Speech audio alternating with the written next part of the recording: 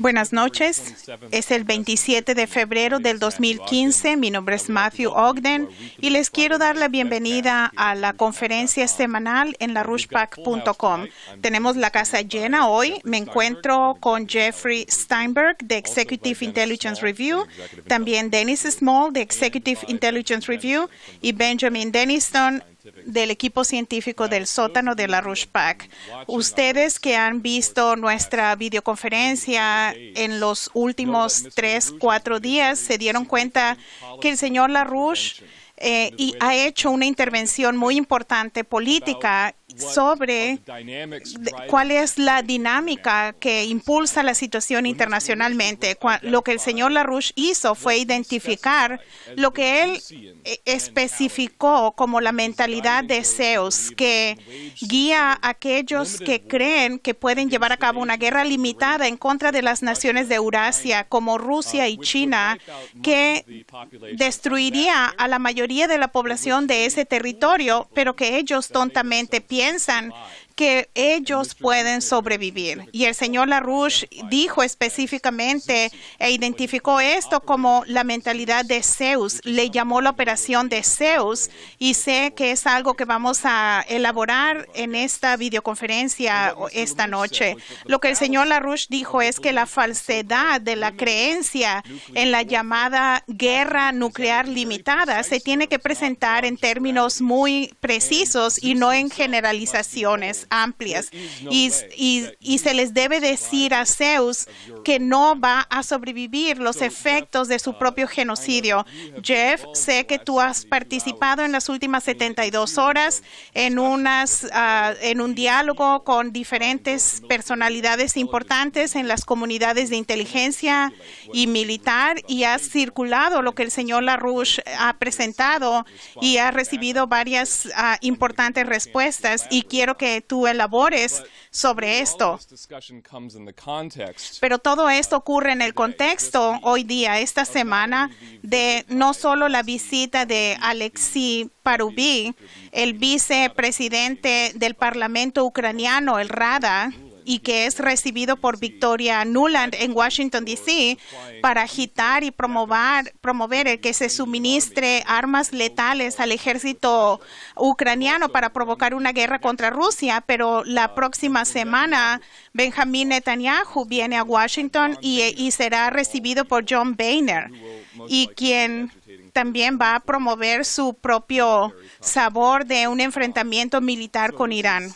Así que esto es el tema de nuestra pregunta institucional de esta noche, y quiero presentar esto ahora para darle a Jeff la oportunidad de compartir ambas la respuesta del señor LaRouche en específico y también un sentido más amplio del contexto de cómo ve las cosas el señor LaRouche y la intervención que hizo a principios de la semana. La pregunta institucional dice: señor LaRouche, el secretario de Estado John Kerry ha cuestionado el juicio del primer ministro israelí Benjamin Netanyahu sobre su postura sobre el programa nuclear de Irán. El señor Netanyahu ha criticado a Estados Unidos y a otros por rendirse en tratar de detener el que Irán obtenga armas nucleares.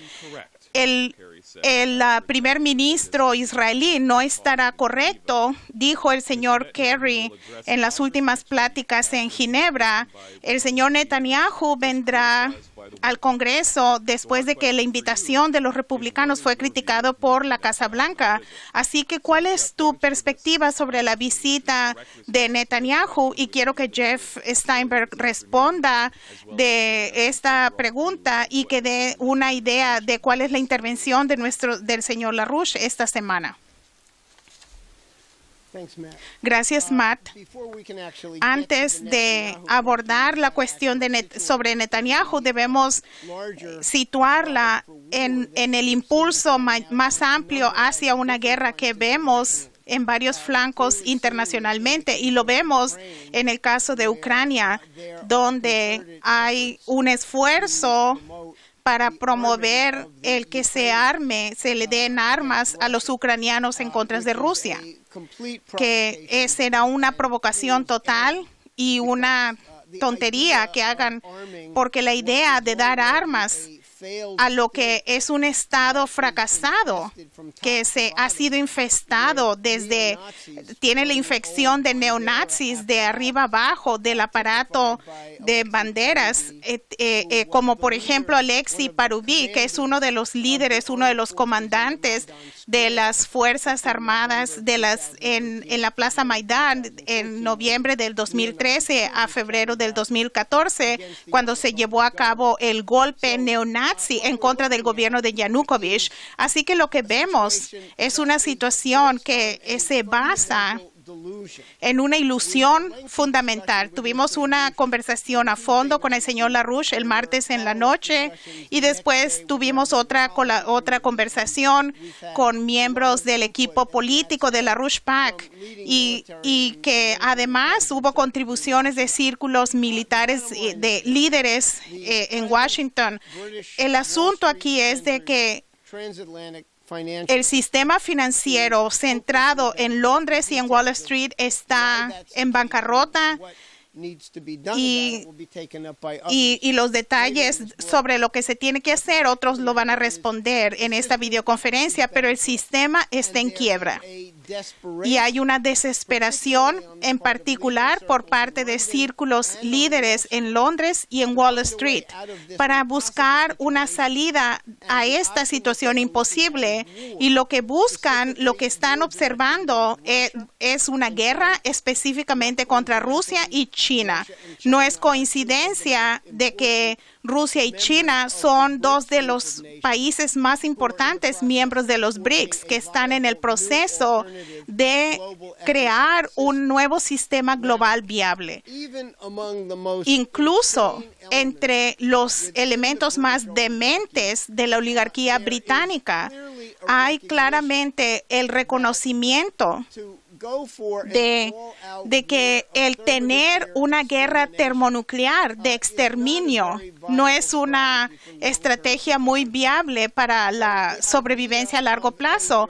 Así que la idea de un enfrentamiento directo termonuclear entre las principales potencias nucleares en el planeta, principalmente Rusia y Estados Unidos y en tercero China, eso no es una opción viable, pero al mismo tiempo los círculos líderes que están en la cima de este sistema quebrado tienen la ilusión que de alguna manera u otra sería posible promover un enfrentamiento más limitado, contenido, que incluso comprende el uso de armas nucleares, pero el teatro de guerra se restrinja, sea solamente en el corazón de Eurasia, en Rusia y China, que son en la zona. India está en la zona de ataque, pero se evitaría el lanzamiento de un enfrentamiento termonuclear donde se eliminara a toda la humanidad. Así que la ilusión bajo esta perspectiva es muy peligrosa, porque en el mundo real la noción de que de alguna manera u otra se puede tener una guerra limitada, una guerra restringida que esté en una área, en una zona geográfica, va a crear tal destrucción. Recuerden, el príncipe Felipe, uno de los líderes de la oligarquía británica, se ha comprometido con la idea de que la población del mundo debe reducirse en un 80%. Así que hay gente que buscan los medios por los cuales provocar potencialmente un conflicto limitado, incluso un conflicto nuclear limitado centrado en Eurasia, donde Estados Unidos no sería afectado de las consecuencias, incluso las islas británicas. Y al observar la postura nuclear actual de Estados Unidos y de la OTAN, se observa inmediatamente que, de hecho, esta es la ilusión que algunas personas tienen. En Europa, en este momento, Estados Unidos tiene 180 armas nucleares tácticas desplegadas. Están en bases militares seguras en Alemania, Bélgica, los Países Bajos, Italia y hay otras en Turquía. Y durante el punto más álgido de la Guerra Fría, el argumento es que estas armas estaban disponibles para una batalla si la Unión Soviética entrara al territorio de la OTAN. Claramente esa situación no se aplica, pero en lugar de llevar a cabo las demandas de algunos países europeos como Alemania de sacar esas armas nucleares tácticas de Europa porque representan un detonante de un conflicto mayor. El gobierno de Obama en el último año ha anunciado que van a asignar muchísimos fondos, importantes fondos para la modernización de las armas nucleares B-61 y bajo este programa de modernización estas armas se van a actualizar de manera importante. Tendrán un nuevo sistema de guía que les dará un mejor grado de certeza, de precisión, y las armas estarán disponibles para desplegadas en los aviones caza de F-35 que son capaces de entrar al territorio, adentrarse al territorio ruso. Así que estas armas tienen el potencial de no ser armas de combate táctico, sino que podrían ser capaces de crear una guerra mucho mayor. Y los supuestos de estos utópicos que tienen esta perspectiva de una guerra nuclear limitada, confinada a Eurasia. Hay gobiernos como el gobierno de Putin en Rusia que estarán dispuestos a responder de una manera limitada citamos un ataque nuclear limitado, y los generales rusos, Putin y otros han dicho claramente que ese no será el caso. Así que el peligro es que hay una ilusión entre los que hacen los planes estratégicos en el occidente de que de alguna manera u otra va a haber un enfrentamiento nuclear limitado y contenible directamente contra Rusia y China, pero se evitará el que haya una guerra extendida nuclear. El teatro europeo, en la parte central es Ucrania. La idea de mandar armas letales al gobierno actual de Ucrania, que es un régimen fracasado, dominado por un elemento poderoso, pequeño, pero que son de neonazis, que es el viejo aparato de banderas, y la idea de mandarles armas y ver esto como una manera de disuadir a futuras acciones rusas es una demencia clínica y subraya el peligro que enfrentamos.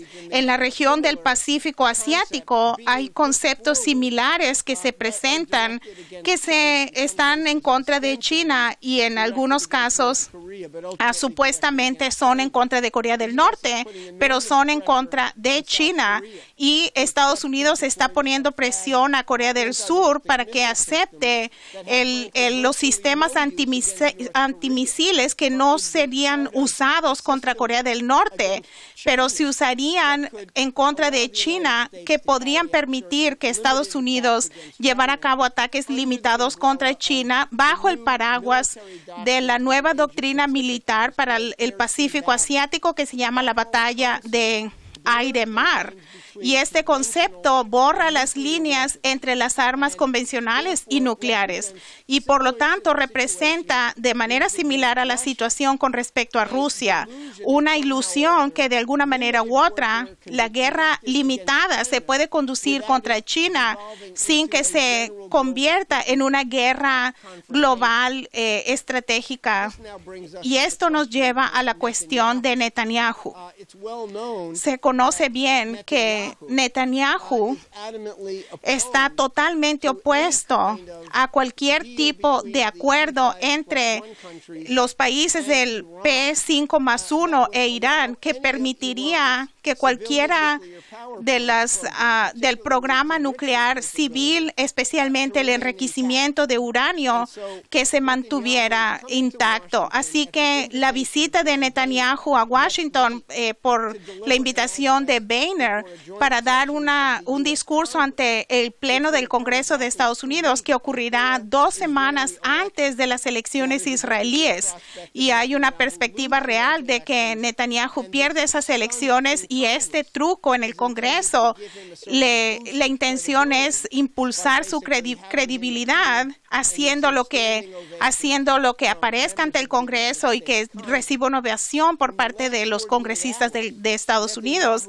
En las últimas 48 horas, Netanyahu dejó claro que él de nuevo contempla una acción militar unilateral de Israel contra Irán que podría llevarse a cabo incluso antes de que se completaran las pláticas de el grupo P5+1. Y aquí en Estados Unidos se han recibido filtraciones por parte de la propia oficina de Netanyahu que indican que él tiene toda la colaboración de Arabia Saudita, que le ofreció otorgar a los israelíes acceso al espacio aéreo saudí para tal ataque contra Irán. Y esto es muy peligroso, pero debe verse en el contexto de lo que acabo de presentar, como un número de provocaciones que abarcan a toda Eurasia, que se basan en esta ilusión que de alguna manera u otra una guerra nuclear, una vez que empiece, sería contenida y limitada a una zona geográfica específica. Y en las conversaciones de esta tarde con el señor LaRouche, él tuvo palabras muy fuertes como respuesta a esta pregunta institucional que quisiera leer porque da la puntuación adecuada con respecto a Netanyahu. Lo que dijo el señor LaRouche fue lo siguiente: tomemos el ejemplo de Netanyahu. Él es brutal y está demente. Esto ha llegado muy lejos y ha llegado el momento de que se le expulse con la basura política. Cualquiera que tenga una onza de cordura reconocerá de que esto no va a funcionar. El hacer un acuerdo secreto con Arabia Saudita para atacar a Irán ha llegado muy lejos. Cuando él empieza a hacer estos arreglos con Arabia Saudita, ha llegado muy lejos. Ha llegado el momento de deshacerse de él y de John Boehner, hacerlo como un paquete. Ya hay un número de estos miembros del Congreso que han anunciado que van a boicotear y que no van a presentarse al discurso de Netanyahu. Yo digo que ha llegado la hora de que se eche a Netanyahu y probablemente mucha gente en su propio país estarán de acuerdo conmigo. Thank you very much, Jeff. Muchas gracias, Jeff. Como mencionaste al principio de la respuesta, cuando se habla del peligro de la guerra, tenemos que integrar esto con la desintegración del sistema financiero del transatlántico. Y yo pienso que en ambos, la mentalidad de Zeus que acabamos de mencionar se presenta en su totalidad. Y también con respecto a esta cuestión, para citar al señor LaRouche de las palabras que dijo, el día del juicio final se cierne sobre la economía transatlántica como una densa niebla británica, que pienso que es una forma muy poética de describir el próximo fin del sistema transatlántico financiero. Sin embargo, aunque todo este sistema está acabado, hay una facción de aquellos que son totalmente locos que piensan que pueden desconectar a la mayoría de la población de Europa y de la región del transatlántico y aún así, de alguna manera, ellos van a sobrevivir su propio genocidio y que van a seguir en el poder. Y vimos la falsedad de esto en la edad de las tinieblas en Europa. El punto, sin embargo, esto es imposible y nunca sucederá, y es porque, como dijo el señor LaRouche, no hay manera en que este sistema pueda sobrevivir en la forma actual. Él dijo que solamente por su adherencia continua a su propia existencia, ellos están acabándose. Y el problema surge cuando la gente insiste en continuar el adorar el mito de este sistema muerto. Y lo que dijo el señor LaRouche es que debemos decir la verdad. Debemos decir de una manera u otra, este sistema está acabado. La cuestión es, ¿usted continuará dejándose llevar por esto o no? Y yo pienso que un ejemplo perfecto de esto es el caso de Grecia. Grecia sabe que no puede pagar las deudas que se le demandan, que se le exigen. Y en lugar de limitar, de ir a convertirse en el cementerio de Europa Occidental, algunas personalidades en Grecia están orientándose hacia Rusia, hacia China y hacia las otras naciones de este nuevo sistema viable que se ha creado por los BRICS. Y ese es el perfecto contrapunto que el señor LaRouche dijo. Debemos comparar la factibilidad del sistema que surge alrededor de los BRICS con la muerte total del sistema que no se puede mantener, que domina en el transatlántico. Así que quisiera que Dennis Small viniera al podio para elaborar más sobre las palabras que el señor LaRouche dijo sobre este tema más hoy durante la tarde. Él dijo que están en quiebra, que están totalmente y absolutamente sin remedio en bancarrota. Y el problema es exactamente como en el caso de la mentalidad loca de lanzar de alguna manera una guerra nuclear limitada, es que una falta de realidad similar predomina en el pensamiento, en la política de los círculos financieros británicos. Y esta guerra, como tú indicaste, Matt, es que la gente le da credibilidad a esa demencia como si tuviera una sustancia. Y el asunto de la estupidez de la mayoría de la población, la estupidez en el sentido de no reconocer lo que sucede ante sus propios ojos, se convierte en el factor estratégico en sí mismo. Y por lo tanto, la importancia de lo que el señor LaRouche inició con respecto a simplemente declarar los hechos sobre la política de guerra nuclear limitada que Jeffrey explicó, se convierte en el factor que altera la situación. Así que la intervención de LaRouche con respecto a esa situación es como se cambia, incluso mientras discutimos sobre esto. Y yo pienso que la idea que definió sus ideas con respecto a Grecia y la situación financiera es el hecho que los británicos quisieran creer y quisieran que tú creas que se pueden salir con la suya con eliminando a los BRICS, que después de todo es solamente la mitad de la humanidad. ¿Cuál es el gran escándalo? Y eliminar a estos y cualquier país que quiera pensar en sumarse a los BRICS o que esté movilizándose en esa dirección. Y esto incluye a los a Grecia. Brasil también es objeto de ataque por parte de los enemigos de los BRICS. Argentina lo mismo. Egipto está bajo ataque. Rusia y China, ni decir. En el caso de Grecia, esta es la pelea con respecto a la situación. El señor LaRouche fue muy enfático en este asunto, como en todos los temas de los que hablamos, con respecto a la quiebra del sistema. Él dijo, Grecia va a ser el gatillo de la situación porque no tienen ninguna opción. No tienen que responder a pagar aquello que no deben. La ventaja que tienen es que pueden abandonar al euro y no tienen una opción.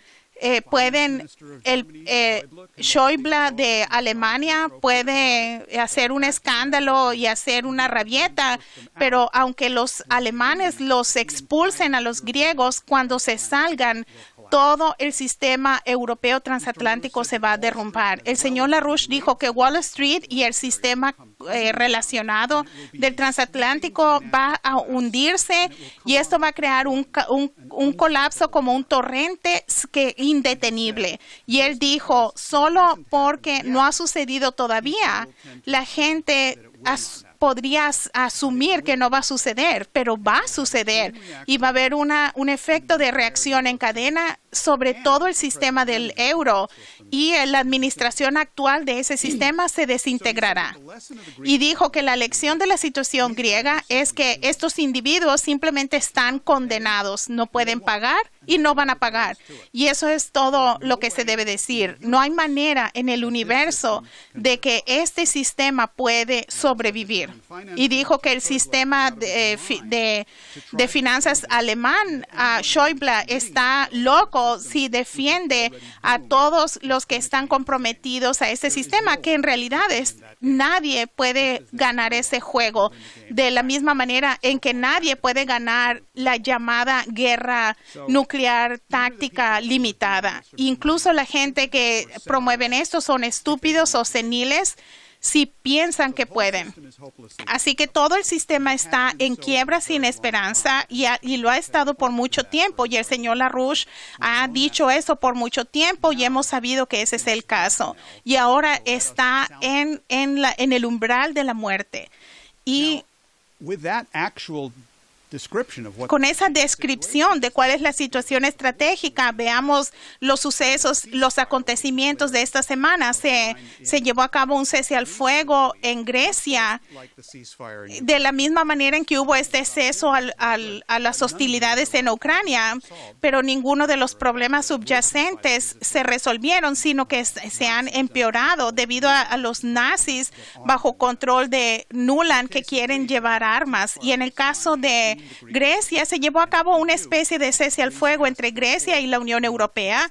Grecia pidió una extensión de 4 meses, no de su programa con la Troika, sino solo de los préstamos del Banco Central Europeo al sistema griego para tener la liquidez, para que en este momento no tener que salirse, aunque estén preparando otras opciones. Y por otro lado,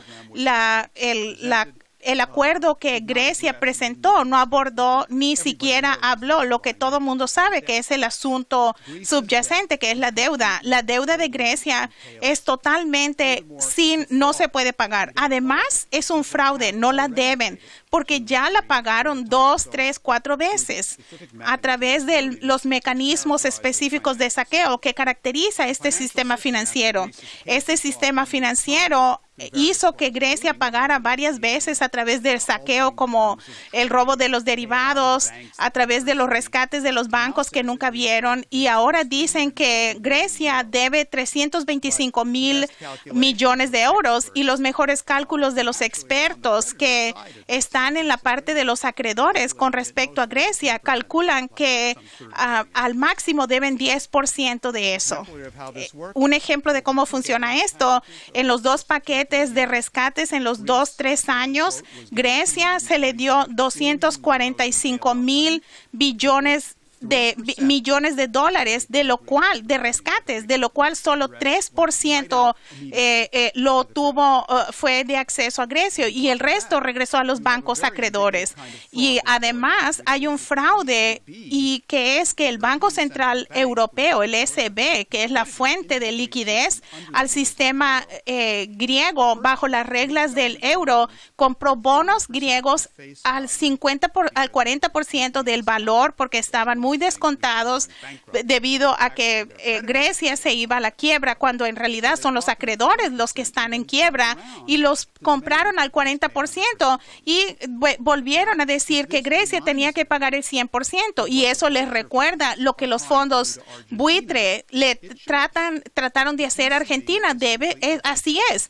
El Banco Central Europeo es un banco gigantesco buitre, y no es como el Elliott Management, que compró el SB, parece que es nuevo al sistema, así que simplemente van a ganar el doble de lo que invirtieron, pero los están denunciando los miembros del Parlamento Europeo de Grecia, como el congresista o el parlamentario Marías, en una entrevista que nos dio al Executive Intelligence Review, y documentó exactamente esta operación de saqueo.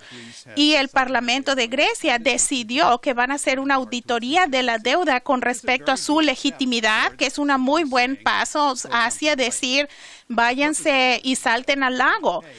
Es que el propósito de esta auditoría es no pagar. En el caso de Ecuador, es el único país en el mundo que hizo una auditoría de su deuda oficialmente. Lo que encontraron cuando hicieron esto, cuando revisaron cuidadosamente, es que ya habían pagado la deuda y por lo tanto declararon hace un par de años que declararon una moratoria parcial. En el caso de Grecia, todo el mundo sabe que no pueden pagar, así que la única cuestión es cuándo se va a dar una patada al tablero de ajedrez. Y como resultado de este proceso de saqueo, la economía griega se ha convertido en un tiradero.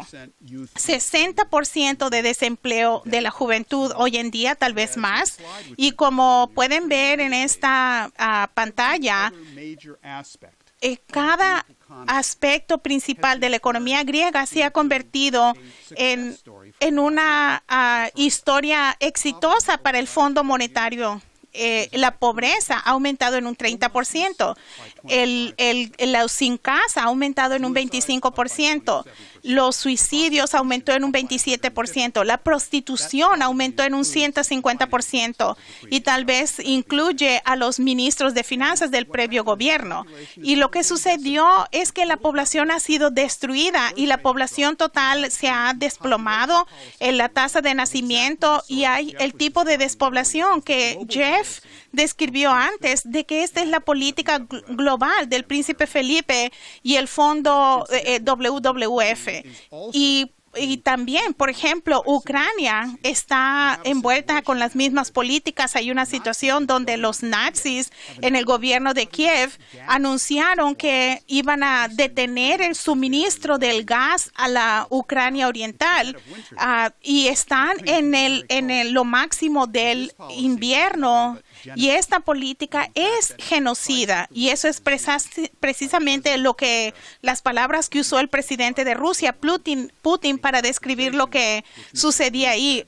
Y el señor LaRouche dijo que esto fue calculado y absolutamente correcto, el decir esto. ¿Y qué sucede con el gobierno griego? Hay muchas discusiones y la prensa no las está cubriendo, pero por ejemplo, el ministro de Finanzas Varoufakis de Grecia, después de que se firmó el acuerdo que deja todos los asuntos sin resolver, anunció lo siguiente: no tendremos problemas de liquidez para el sector público, para los trabajadores del sector público. Sí vamos a pagarle a los trabajadores, pero definitivamente tendremos problemas en pagarle al Fondo Monetario Internacional ahora y al Banco Central Europeo en julio. En otras palabras, su prioridad es mantener a la gente viva y no pagar la deuda. Y es una de los pasos que ha hecho que Draghi del Banco Central Europeo y Schäuble de Alemania que estén histéricos. Hubo un intercambio muy interesante en la televisión griega que les da una ventana sobre lo que verdaderamente se está discutiendo en Grecia. Esta fue una plática entre el primer ministro Tsipras y uno de los individuos de la historia moderna, Theodorakis, que fue líder de la resistencia, músico y un principal líder de la oposición en contra del Fondo Monetario Internacional, quien ha dicho su preocupación sobre las negociaciones con la Unión Europea si hacen que la Grecia regrese a la telaraña. Y cuando estos dos caballeros se reunieron antes de ir a su reunión a puerta cerrada, hablaron ante las cámaras y Theodorakis le dijo a Tsipras: ten la fuerza para decir que no al no de Alemania. Lo discutiremos. Es más viable que nunca. Estamos muy cerca. A lo que Tsipras respondió: esto necesita una buena estrategia. Lo hablaremos en detalle.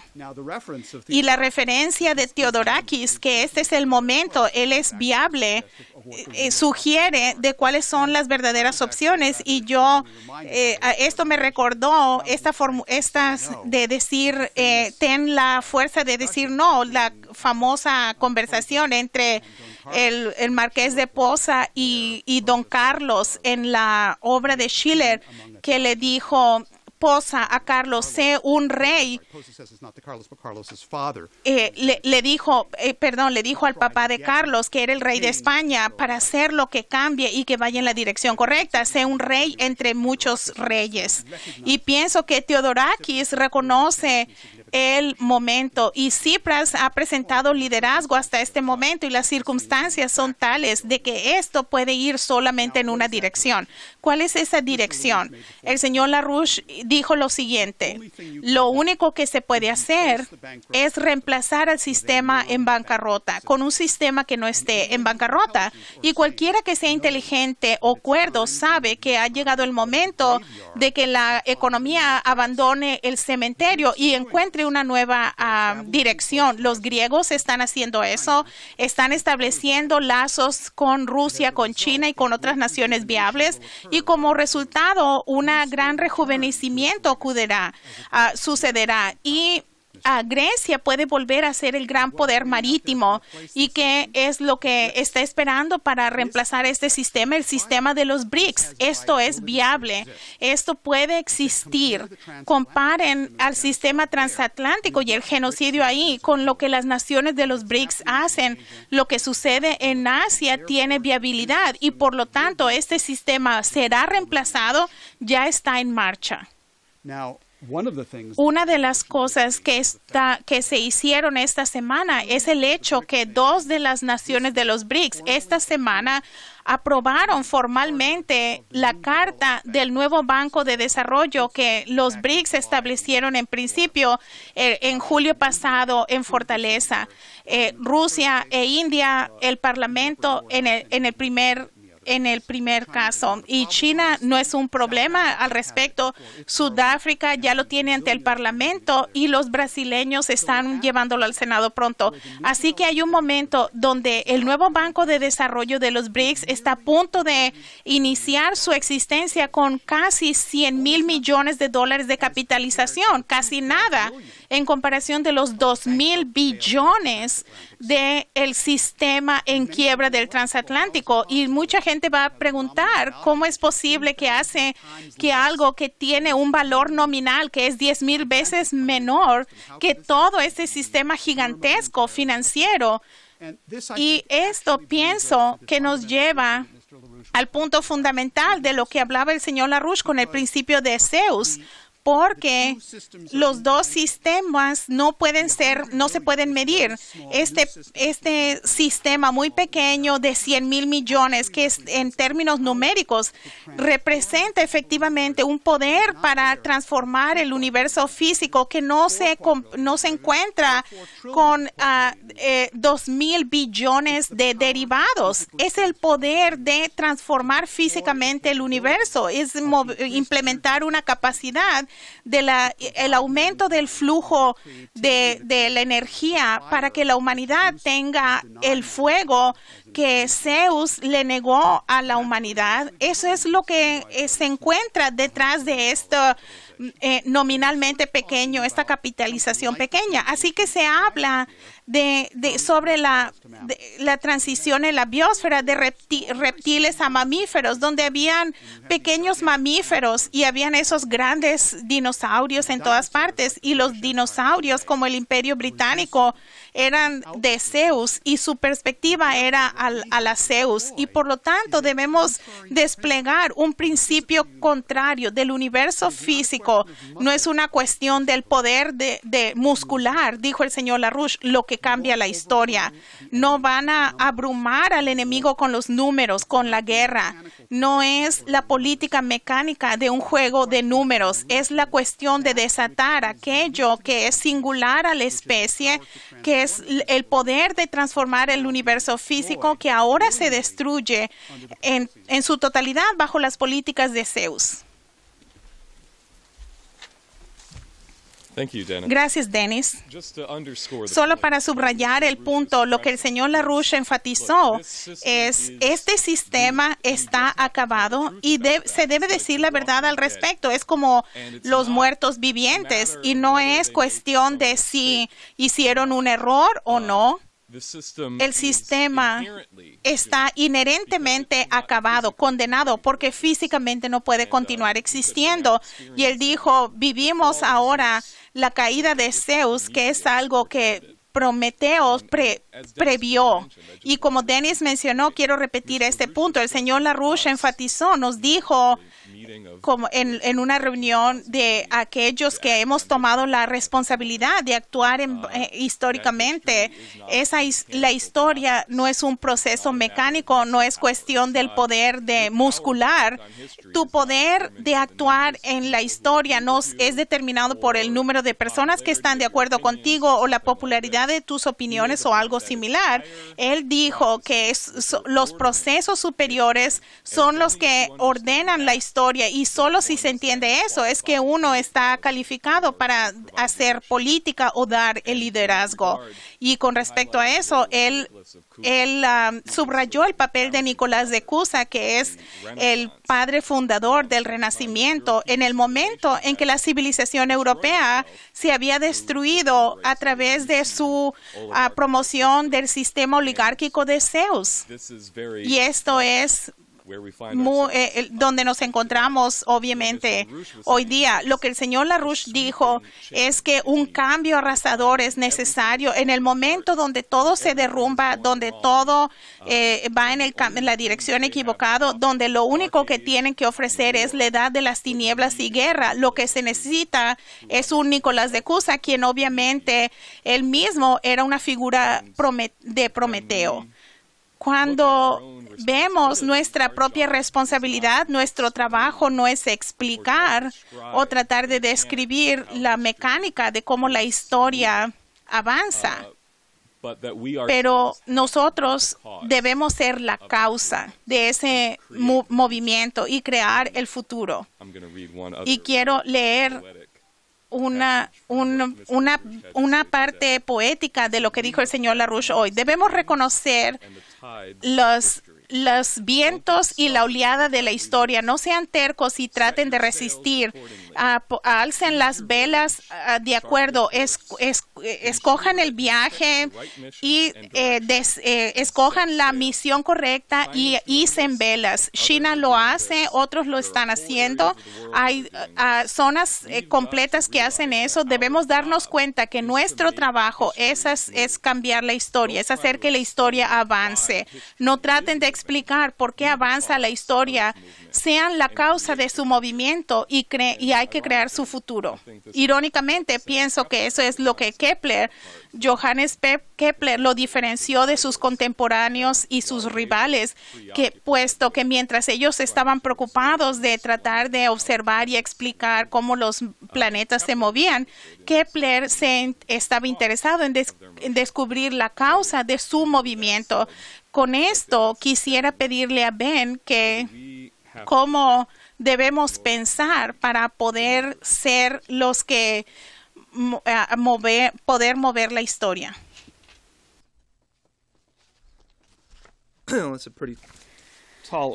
Es una idea muy compleja y quiero hacer referencia para crear los antecedentes a lo que el señor LaRouche dijo hace una semana en el contexto de todo el proceso de intervención que él mostró en los últimos 5 o 6 días. El miércoles, en una conversación con el Comité de Política, él hizo unos comentarios para tener un análisis más estratégico, más preciso, y quiero abordar los puntos finales de sus declaraciones que publicamos el jueves en larouchepac.com.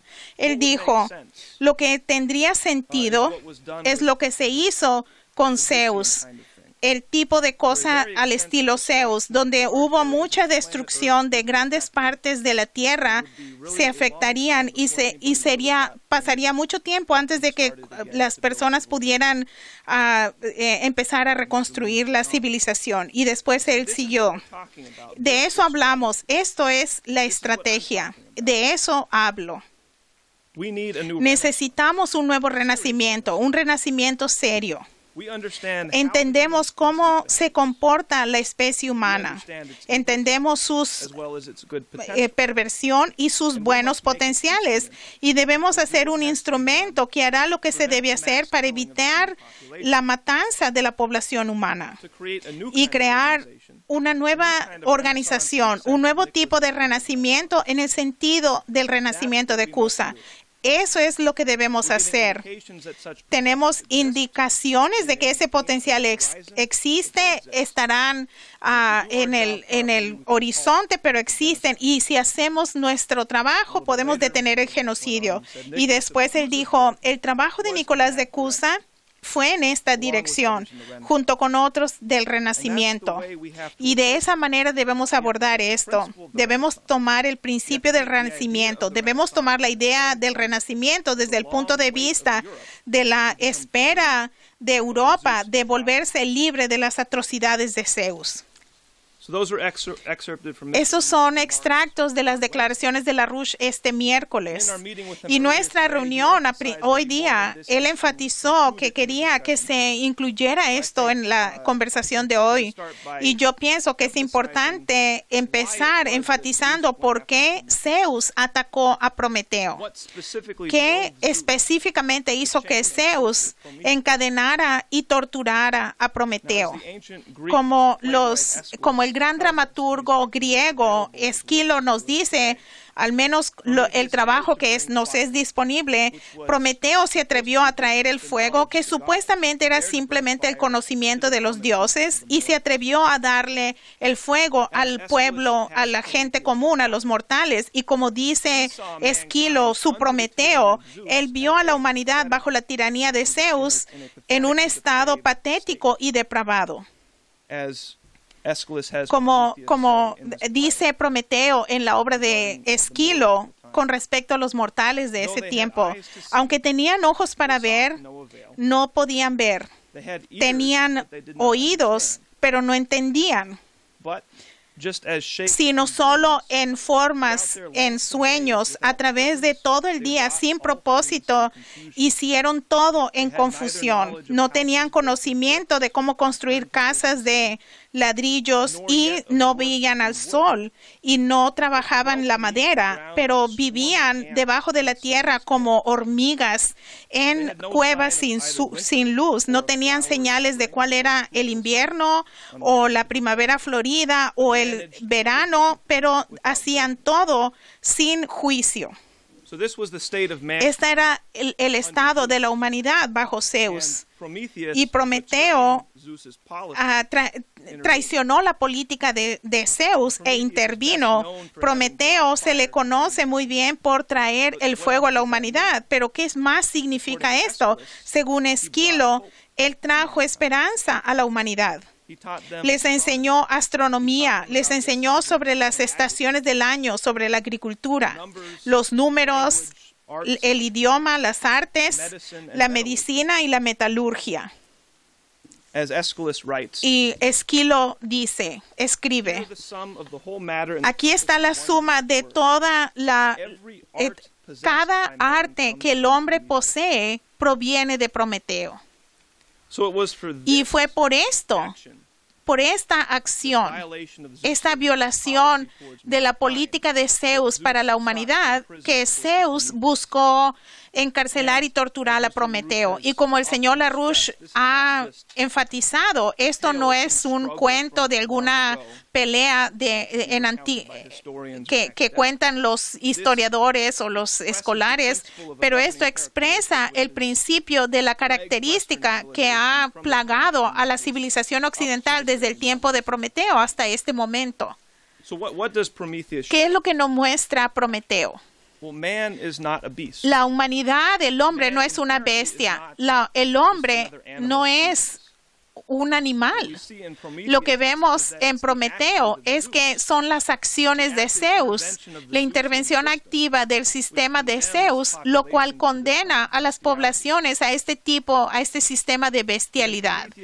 Y Prometeo tuvo el atrevimiento de violar el sistema de Zeus. No fue simplemente dándoles cosas a la humanidad, no fue un acto de caridad en la manera en que la gente piensa sobre la caridad, pero fue mediante permitir que la humanidad se elevara al potencial inherente ya en la humanidad.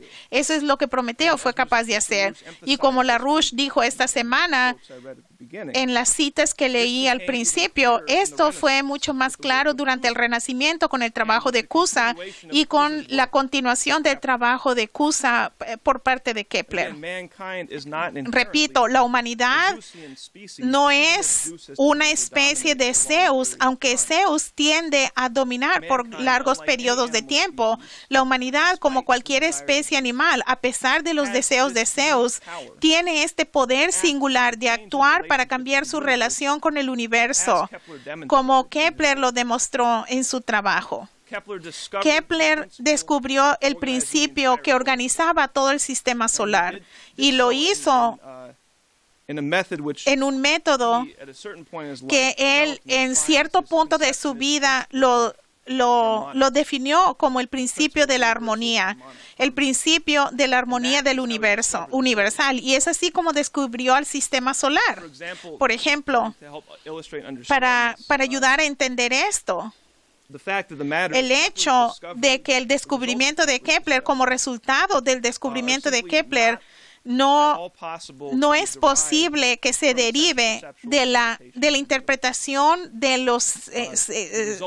la percepción sensorial del sistema solar, del universo. Esto es inconsistente de lo que cualquier persona puede llegar con la percepción sensorial. Que Kepler, siguiendo a Cusa, había reconocido que los principios fundamentales de la organización del universo no le eran accesibles a la humanidad mediante los sentidos, ni con las interpretaciones o desarrollos basados en concepciones de la percepción sensorial. Dado el caso, la humanidad aún así demuestra una calidad singular de progreso. Así que, ¿qué es la base si no es la percepción sensorial? ¿Qué es la habilidad demostrada de la humanidad de progresar, como Kepler demostró? Y también de una manera explícita cuando habló de su trabajo, de sus descubrimientos, en el trabajo que hizo antes de su descubrimiento. El tema de la ciencia es el estudio de las características singulares de la mente humana. Kepler, explícitamente siguiendo las ideas de Cusa, miró a la naturaleza de la mente humana y la creatividad humana, porque es la mente humana que puede llevar a cabo acciones que singularmente le permiten a la humanidad entender y funcionar y operar sobre los principios fundamentales que organizan al universo, y proviene de la mente humana solamente. Y si queremos entender la naturaleza del hombre y la naturaleza del universo del cual el hombre es parte, debemos cambiar lo que la mayoría de las personas piensan cuando oyen de la palabra ciencia. Pienso que podemos decir esto a manera de pregunta. Podemos preguntar, ¿cuál es el universo?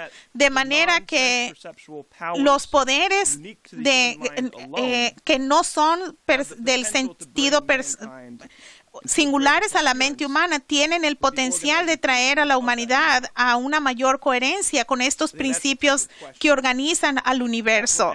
Ese es el tipo de cuestión que Kepler y Cusa preguntaron y que también hoy debemos preguntar, y quiero volver a leer esta misma frase. Quiero preguntar, ¿qué es el universo? De manera que los poderes que no son de los sentidos singulares a la mente humana tienen el potencial de traer a la humanidad a gran coherencia con los principios que organizan a ese universo. Y yo pienso que este fue el concepto de la armonía universal como Kepler lo presentó en su armonía del mundo. Y estas fueron sentaron las bases para su descubrimiento del principio del sistema solar, tanto en lo que él hizo, lo que él demostró con el trabajo y de la forma correcta sobre la cual escribió y pensó sobre su propio trabajo y vio su trabajo como una continuación del trabajo de Cusa. Así que este es el principio que Zeus o los seguidores de Zeus o los que creen en el sistema de Zeus nunca podrán entender directamente. Los asuntos es la naturaleza fundamental que define al sistema de Zeus o los seguidores de esta ideología oligárquica. Aquello que hace que Zeus sea Zeus es lo que niega este principio prometeo. Lo que se presenta ante usted, el público hoy día con esta discusión, es que estamos en un momento histórico en que debemos deshacer a este fenómeno de Zeus, que como lo comprendió Esquilo, como se expresó en la pelea que llevó a cabo Prometeo y que se expresa hoy en día de una manera nueva. Es reconocer que la realidad es que no podemos tener una guerra general hoy día en la era de las armas termonucleares, que eso es algo que la sociedad se ha dado cuenta y lo que ha enfrentado en las últimas décadas, la sociedad, esta nueva realidad. Pero yo pienso que el señor LaRouche también reconoce este hecho como la expresión del producto de un asunto más profundo, es que no podemos tener más un sistema de Zeus, una estructura social en una era termonuclear. No podemos tener y permitir que la humanidad se le niegue el acceso a comprender su naturaleza verdadera kepleriana y su existencia kepleriana, como Zeus intentó negarle el fuego a la humanidad. Así que la perspectiva más amplia es que el hombre debe entender y aceptar esta capacidad singular, específica de la mente humana, como la que define eso solamente las bases de la existencia de la humanidad y define el que la humanidad entiende el sistema solar a través de la ciencia. Y al hacer eso, hay mucho trabajo que hay que hacer. Tenemos a todo un sistema solar total que hay que desarrollar y explorar. Y como el señor LaRouche dijo, China se orienta en esta dirección. Tenemos a todo un sistema galáctico que debemos comprender, que hace que nuestro sistema solar sea una pequeñez en comparación. Estos son los tipos de desafíos que debemos buscar resolver de una manera emocionada. Y pienso que el mensaje es claro, que ha llegado el momento de deshacerse de Zeus y llevar a cabo el progreso de la humanidad.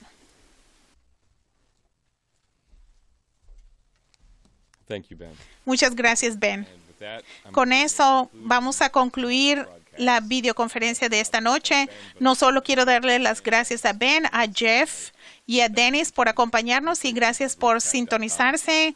Manténganse conectados a larouchepac.com. Buenas noches.